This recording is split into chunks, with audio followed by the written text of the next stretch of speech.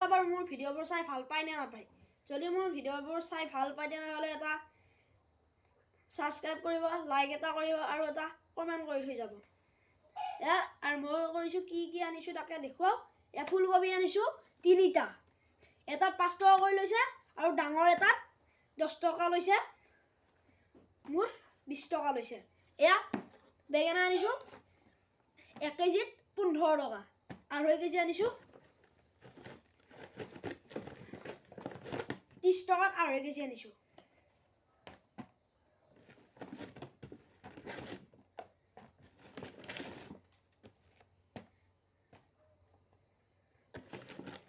এইফালে এয়া আদা আনিছো